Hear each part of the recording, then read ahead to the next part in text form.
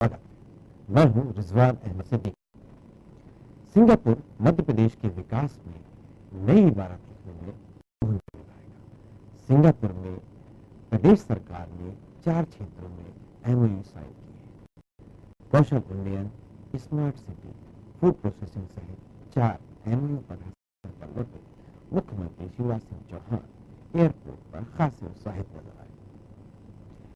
Bharat Singapore के रिश्तों की 50वें वर्षगांठ में शिवराज सिंह 50वें व्यक्ति हैं जो फेलोशिप से सम्मानित किए गए। इस सम्मान को पाने वाले शिवराज सिंह देश के चौथे व्यक्ति हैं। इस दौरे से प्रदेश में विकास की संभावनाएं फिर जागी हैं। सवाल यही है, विदेशों में जाकर हम क्या हासिल करते हैं और यह कोशिश कितनी साकार हो। जी हाँ, यही हमारा आज का विशेष सिंगापुर रिटर्न।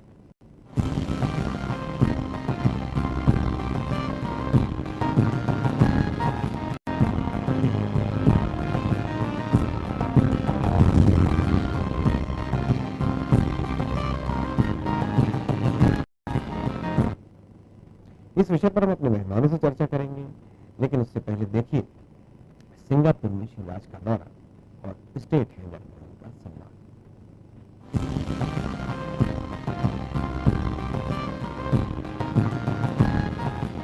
मकर संक्रांति के दिन सीएम शिवराज सिंह चौहान सिंगापुर की अपनी 4 दिन यात्रा के बाद भोपाल पहुंचे। भोपाल पहुंचते ही पहले वो सीधे मीडिया से रूबरू हुए। सम्मान के साथ सिंगापुर में निवेशकों से हुई बातचीत का जिक्र उन्होंने मीडिया से किया।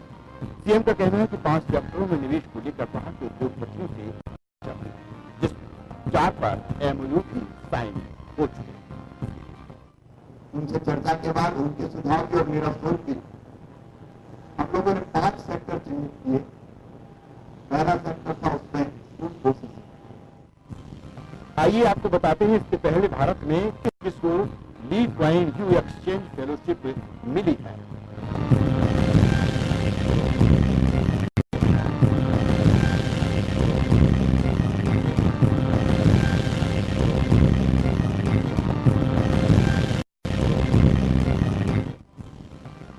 स्टेट हैंगर पर सीएम के स्वागत के लिए जोरदार तैयारियां भी की गई थी। पार्टी के नेताओं और कार्यकर्ताओं ने उनका फूल मालाओं से स्वागत किया। मुख्यमंत्री शिवराज सिंह चौहान सिंगापुर यात्रा के बाद लौट आए हैं। स्टेट हैंगर पर उनको जोरदार तरीके से स्वागत किया जा रहा है, क्योंकि आज मकर संक्रांति का दिन है। ऐसे में जो बीजेपी कार्यकर्ता है, नेता है, काफी उत्साहित है और आप देख सकते हैं किस तरह से फूल देकर माल्यार्पण करके उनका स्वागत किया जा रहा है। साथ ही नेताओं ने उनकी इस यात्रा को काफी उपयोगी बताया।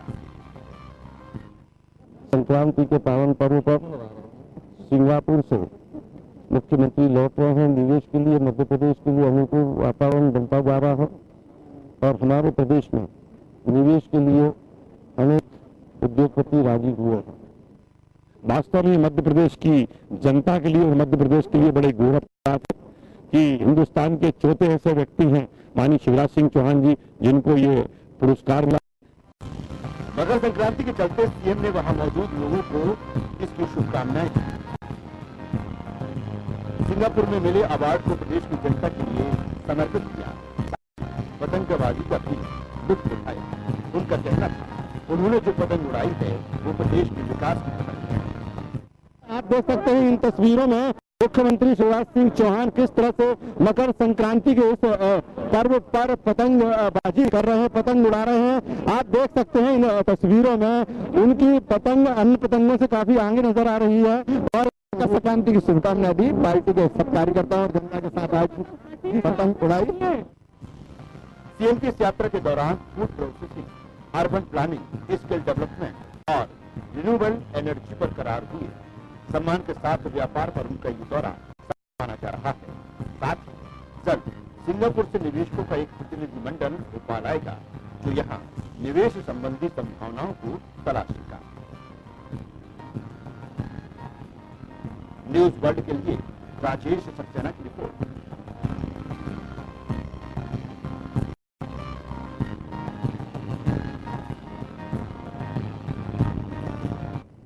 तो आपने देखा मुख्यमंत्री शिवराज सिंह चौहान आज बदले थे, काफी उत्साहित भी थे वहां तो वो सूट बूट में थे, लेकिन यहाँ आए तो जैकेट के साथ आए और उन्होंने काफी देर तक पत्रकारों से चर्चा की।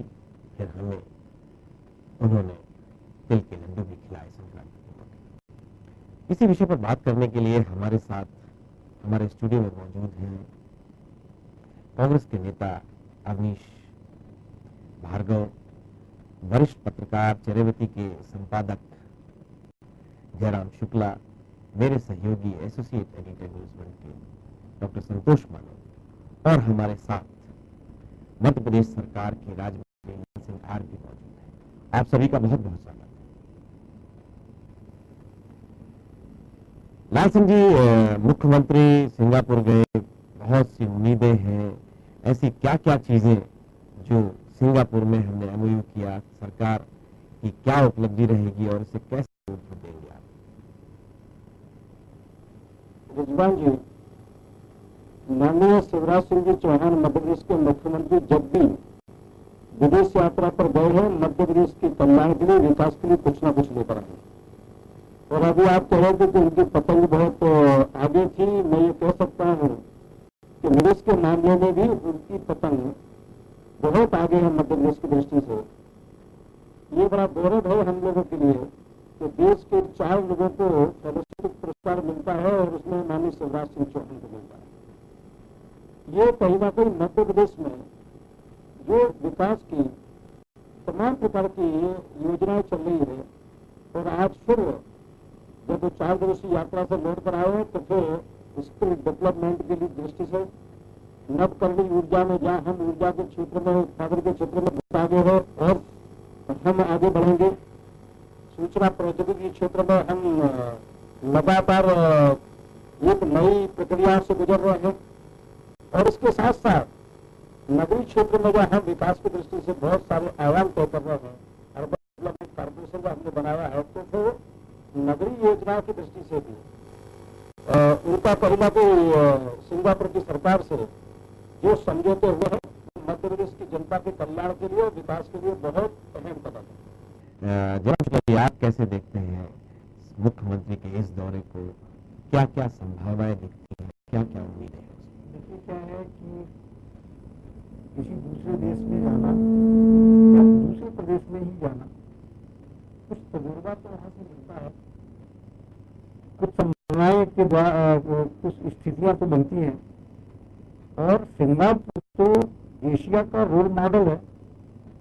पूरी दुनिया के जितने भी देश हैं, उनके जो कॉर्पोरेट ऑफिस है सब सिंगापुर में है।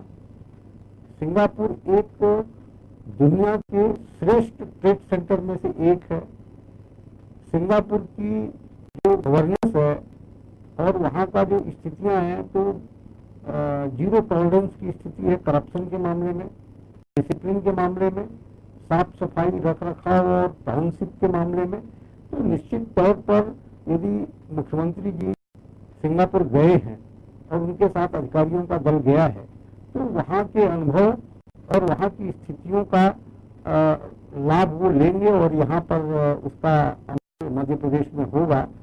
निवेश ही सब कुछ नहीं होता। मैं तो ये मानता हूँ कि देश शासन करने से सबसे बड़ा फायदा ये होता है कि हमारी कार्यशैली में परिवर्तन आता है। पिछली बार भी मैंने कहा था, एक छोटा सा उदाहरण है कि जर्मनी में नवकरणीय ऊर्जा की एक इंटरनेशनल एग्जीबिशन में हमारे ऊर्जा मंत्री गए, उनके अधिकारी गए। इसका जिक्र आप कर चुके हैं। हाँ हाँ, बिल्कुल। तो अब वहाँ से सोलर किस तरीके से नेट मॉनिटरिंग सिस्टम से वहाँ सोलर पैनल नेशनल ग्रिड में जाती है, मध्य प्रदेश में उसका इम्प्लीमेंटेशन शुरू हो गया। तो सिंगापुर में यदि मुख्यमंत्री जी गए, यद्यपि उनके जाने का जो मुख्य उद्देश्य था, तो उन्हें एक प्रेस्टिजियस फेलोशिप मिली है, तो वो सब ले गए थे। और उसके बहाने यदि वहाँ के अधिकारियों से, वहाँ के मंत्रियों से और वहाँ के उद्यमियों से उन्होंने मध्य प्रदेश के में निवेश के बारे में बात की, तो ये अच्छी बात है। लेकिन एक चीज ये है कि ये एक रूटीन का काम होना चाहिए। मैंने इस तरीके से ग्लोरीफाई करने के पक्ष में मैं नहीं। ये एक परस्पर अभ्यास का विषय होना चाहिए, प्रवृत्ति का विषय होना चाहिए कि आप सिंगापुर में हैं, कल हांगकांग में, परसों जर्मनी में। इस पर हाइप क्रिएट नहीं करना चाहिए, आप हाइप क्रिएट नहीं करना चाहिए, इसको एज यूजुअल लेना चाहिए जी। कि हमारे नेता, समान हमारे मात्रा, अधिकारी, समान प्रक्रिया हाँ हाँ और अध्ययन दल या इस तरह की चीजों के तौर पर देखना हाँ, चाहिए। इसको ग्लोरीफाई या फेस्टिव रूप देना जो है जी। तो मुझे नहीं लगता है, क्योंकि ये दौरे और तेज होने चाहिए, रोज जानी चाहिए, अधिकारियों का मंडल जाना चाहिए, व्यक्तियों का मंडल जाना चाहिए, सबका जाना चाहिए, लेकिन इसको एक रूटीन कोर्स में ले, इसको फेस्टिव बनाना मेरा ख्याल है कि बहुत अच्छा नहीं है। बिल्कुल। डॉक्टर संतोष आप क्या कहें? देखिए, शिवराज सिंह चौहान स्मार्ट मुख्यमंत्री है, मुझे ऐसा लगता है। मैं काफी वर्षों से देख रहा हूँ उनके सीएम के कार्यकाल को। कुछ ऐसी योजना चली है मध्य प्रदेश में, लागू हुई है, जिसको दूसरे राज्य भी अमल में ला रहे हैं।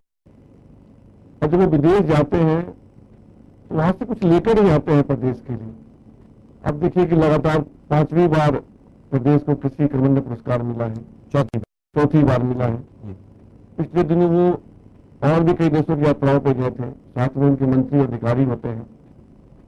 तो मुझे लगता है कि उनकी यात्राओं के पीछे तो एक रीजन है कि वो दूसरे देशों में, विकसित देशों में जाए, वहाँ की टेक्नोलॉजी, वहाँ की शासन पद्धति, वहाँ क्या अच्छी चीजें हैं उसको लेकर आए और प्रदेश में उसको लागू करें।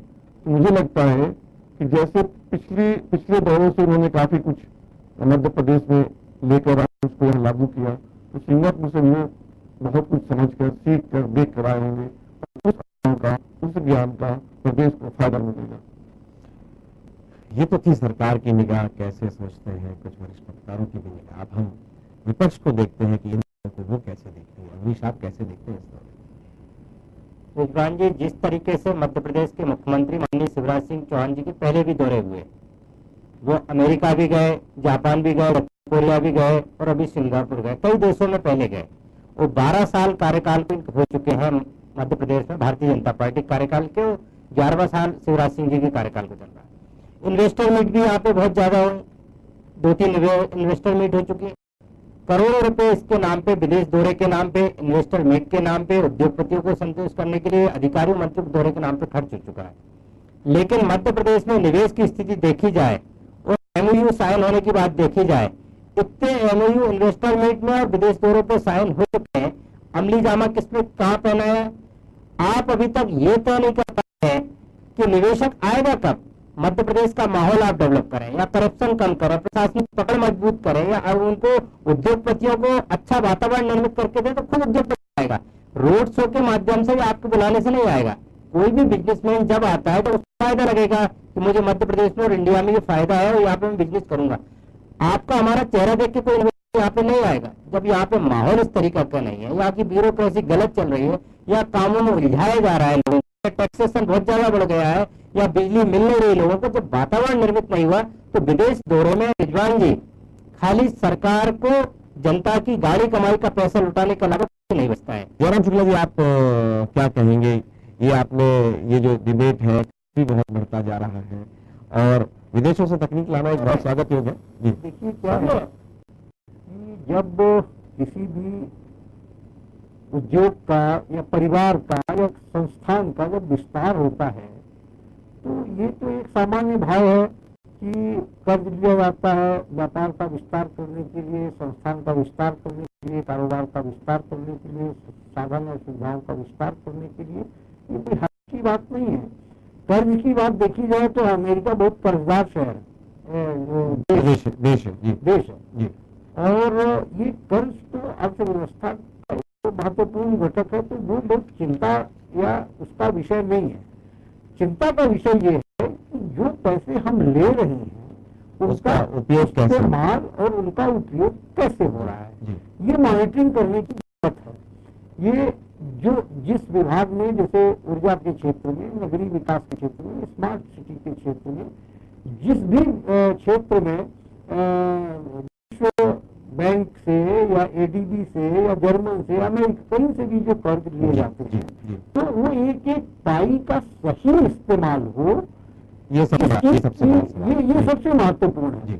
क्या है कि मतलब 100 पैसे आया तो उसका कम से कम 90 पैसे तो सही इस्तेमाल हो और दिखे, है ना। ये बहुत इसके अलावा और कोई आप और कोई और इसके अलावा तो देखिए क्या है, मैं तो बहुत अच्छी बात मानता हूँ ये आदिकाल से एक देश से दूसरे देश में जाना और वहाँ की हुनर को, वहाँ की चीजों को चीजों लाना, सीखना और यहाँ लेके आना, यहाँ लोगों को बुलाना संस्कृति जी और अपनी संस्कृति, अपनी कार्य व्यवस्था, अपनी कार्य पद्धति को दिखाना और दूसरे देश तक फैलाना, दिखाना और बहुत अपनाना अच्छी बात। दोनों चीज परस्पर ये सामंजस्य रहना चाहिए। जी पर मैं एक चीज और कहना चाहता हूँ फजूल खर्ची से बचना चाहिए, कुछ कि कहना चाहिए। सिंगापुर का जो सिविक सेंस है, वहाँ की जो टाउनशिप का मैनेजमेंट है, वहाँ जीरो टॉलरेंस का जो करप्शन की स्थिति है, जी ये सब चीजों को अपने मध्य प्रदेश में लागू करने की कोशिश होना चाहिए। बिल्कुल। और मैं ये कहता हूँ कि ये इन्वेस्टमेंट से ज्यादा ज्यादा महत्वपूर्ण जरूरी है। है। यदि good governance, zero tolerance corruption को zero tolerance, good governance. Jairam ji, मैं टाउनशिप का देखना चाहूंगा, वक्त की कमी है।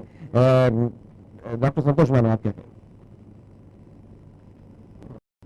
मुझे लगता है कि यह हो सकता है कि जिस रफ्तार से निवेश होना चाहिए उस रफ्तार से नहीं हुआ, लेकिन जिस रफ्तार से प्रचार प्रसार किया गया, जिस रफ्तार से दावे किए गए, वैसा जमीन धरातल पर नहीं दिखा। मुझे ये लगता है कि गति भले कम हो लेकिन सरकार कुछ कर रही है, प्रदेश में दिखता है विकास, जी दिख रहा है कि हम लोगों को रोजगार भी है, सड़क है, बिजली भी मुझे ठीक ठाक मिल रही है, तो कहीं ना कहीं विकास दिखता है। अब ये इस बात पे आलोचना हो सकती है सरकार की कि गति क्या उसकी गति क्या है उसकी। बिल्कुल बिल्कुल। लाल सिंह जी, आपसे भी अंतिम प्रतिक्रिया मैं जानना चाहूंगा कि अब भगवान आपसे बहुत से सवाल किए हैं, उस पर आप कुछ कहना चाहते अभी भाई साहब ने कहा जी। लगता है हमारा उनसे संपर्क टूट गया है और अब चूंकि ये वक्त का तकाजा है, वक्त की कमी है, शायद उनकी अंतिम प्रतिक्रिया इस पूरे मामले में नहीं ले सकता है। लेकिन जी कुछ कह रहे हैं लाल सिंह जी?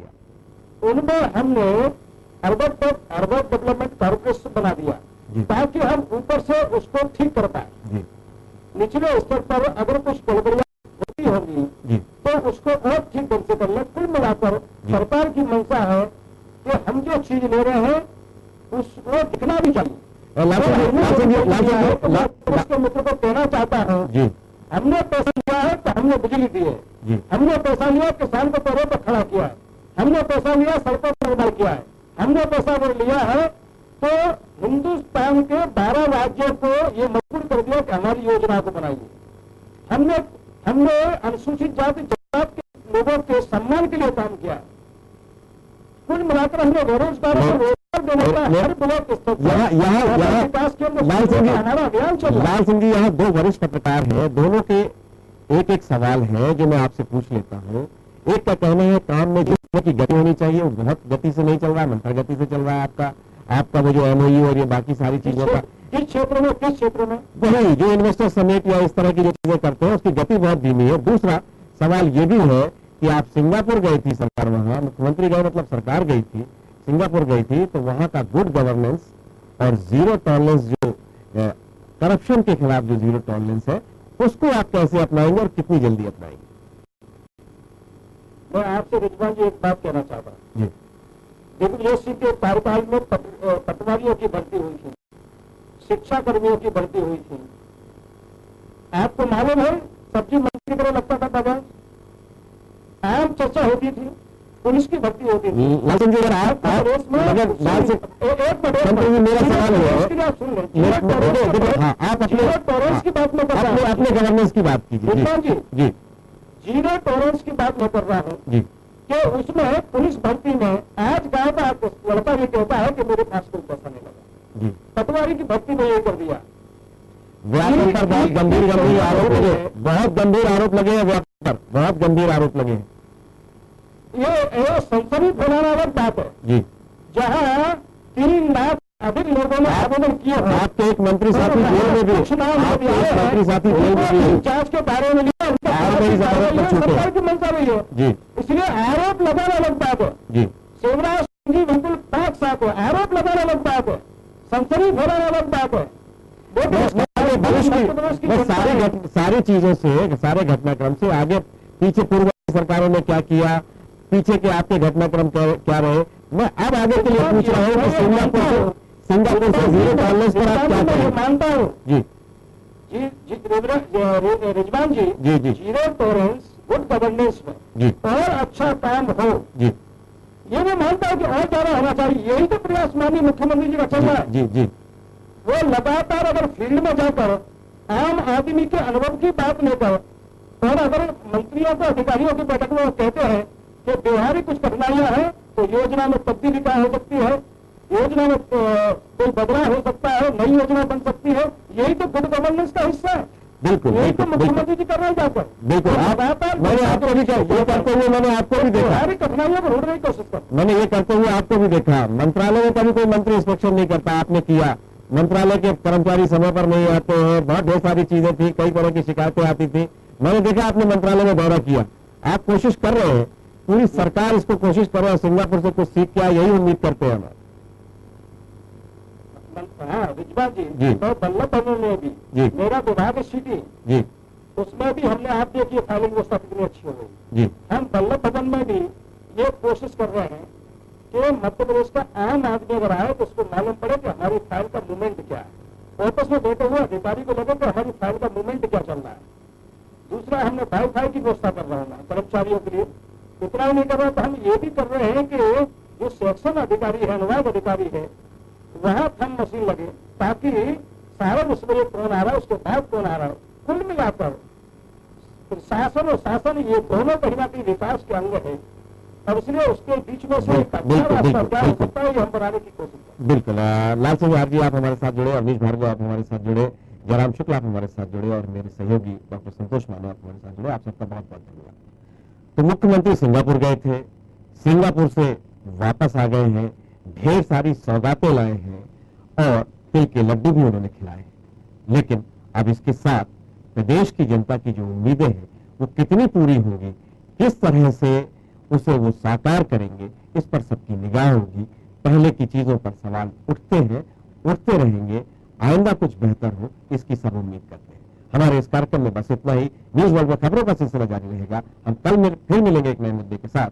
तब तक मुझे दीजिए इजाजत।